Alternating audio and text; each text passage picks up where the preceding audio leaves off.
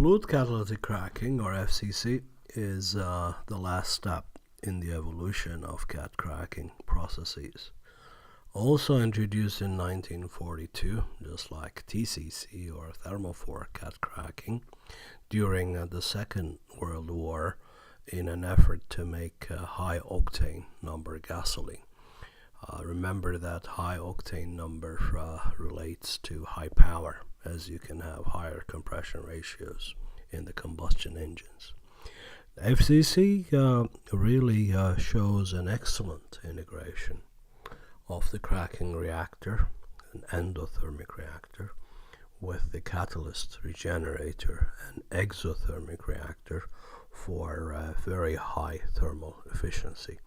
FCC is now used universally in all refineries throughout the world, has replaced all the previous cat cracking processes. Now in FCC, in the feed, that is gas oil, preheated to about 300 degrees Fahrenheit, is introduced into the reactor with steam. The riser part of the reactor, where the hot catalyst particles, as you see the green line coming from the catalyst regenerator, are fluidized. The particles are fluidized because they're smaller particles. They are fluidized in flowing gases and vapors, so they have a huge surface area to meet the incoming feed at temperatures that are close to 1000 degrees Fahrenheit. So cracking reactions on these very fine particles that are fluidized and flowing with the reactants takes place in a very short space of time, something that could be measured with seconds, and the products are sent to a fractionator after going through a series of cyclones, obviously, to separate these small fluidized particles of the catalyst.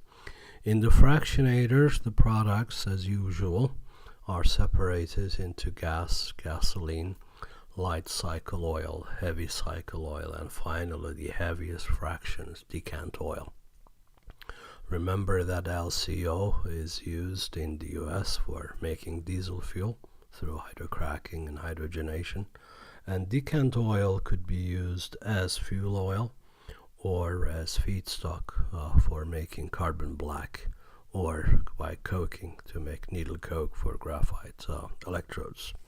Coming back to the reactors, the cat cracking reactor, the coked catalyst now, the end of the riser where this cracking reaction takes place, are sent to the regenerator. It's now fully coked on the surface, lost its activity.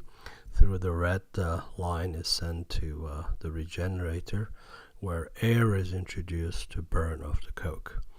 The temperatures in the regenerator could reach to 1300 to 1400 degrees Fahrenheit.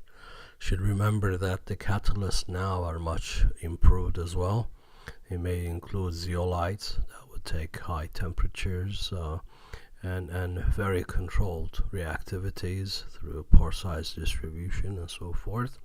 So the products, combustion products or flue gases from this catalyst regenerator could be sent to a CO boiler, because the gas may contain significant amount of carbon monoxide, which could be burned to CO2 to provide additional heat or to generate additional heat. So the catalysts that are now regenerated are sent to the reactor to close the catalyst cycle through that green line, as you see, to meet the incoming feed. So our catalyst cycle is pretty much complete at this point.